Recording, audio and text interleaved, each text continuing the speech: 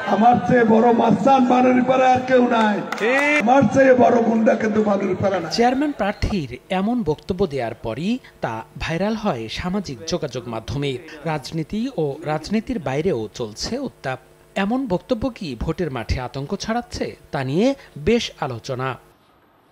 জানা গেছে গত ৯ মে গোলাম ফারুক উপজেলার সলিয়াবাগপুর ইউনিয়নের ফকিরবাড়িতে এক কর্মী সভায় এমন বক্তব্য দেন ফারুক, যিনি বানারীপাড়া উপজেলা পরিষদ নির্বাচনে চেয়ারম্যান প্রার্থী। উপজেলার চেয়ারম্যান 4 বার সন্ত্রাসী কার সাথে করবো, কার লাগে মাস্তানি করবো, ভয় দেখায় ভোট দিতে যাইতে পারবো না। বললাম যদি সেই রকমই হয়, আমি যদি মাস্তানি করি আমার চেয়ে বড় মাস্তান নাই। এই কথা তো আপনি বলতে পারেন না। তুমুল আলোচনার মধ্যেই আচরণবিধি লঙ্ঘনের অভিযোগ নিয়ে রিটার্নিং কর্মকর্তার দ্বারস্থ হন প্রতিদ্বন্দ্বী প্রার্থী মাওলাদ হোসেন সানা। লিখিত অভিযোগে ভোটের মাঠে আতঙ্ক ছড়ানোর অভিযোগ তুলেছেন তিনি। চাইলেন বিধি মোতাবেক ব্যবস্থা।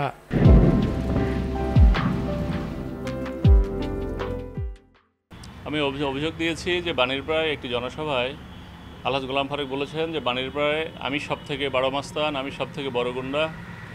তো এতে করে মানুষের মধ্যে ভীতির সঞ্চার হয়েছে। সাধারণ ভোটাররা, আমি আশঙ্কা করছি, যারা ভয় পেয়েছে এবং সামাজিক যোগাযোগ মাধ্যমে প্রচণ্ডভাবে ভাইরাল হওয়ার ফলে সাধারণ মানুষ নির্বাচনে আসবে না আমার বিশ্বাস। এটা যদি প্রশাসন যদি আইনানুগ ব্যবস্থা নেয় এবং যদি জনগণ জানতে পারে যে না প্রশাসন তারা আইনানুগ ব্যবস্থা নিয়েছেন, তাহলেই হয়তো সাধারণ জনগণ আশ্বস্ত হতে পারে এবং তারা হয়তো ভোট দিতে আসবে।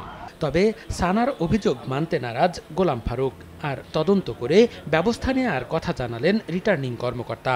আমি অ্যাজ এ রিটার্নিং অফিসার হিসাবে ইলেকশন কমিশনের পক্ষ থেকে যেটা বলবো, নির্বাচন কমিশনের যে সদিচ্ছা এবং নির্বাচন কমিশন যেটা চাই ভোটার স্বতঃস্ফূর্তভাবে ভোট কেন্দ্রে আসুক, এবং আমি রিটার্নিং অফিসার হিসাবে সেভাবেই আশ্বস্ত করছি যে ভোটাররা নির্বিঘ্নে যাতে আসতে পারে ভোট কেন্দ্রে, সে বিষয়ে আমরা যথাযথ পদক্ষেপ গ্রহণ করি। একটি পৌরসভা ও 8টি ইউনিয়ন নিয়ে গঠিত বানারীপাড়া উপজেলা পরিষদ নির্বাচনের ভোটগ্রহণ আগামী 5 জুন।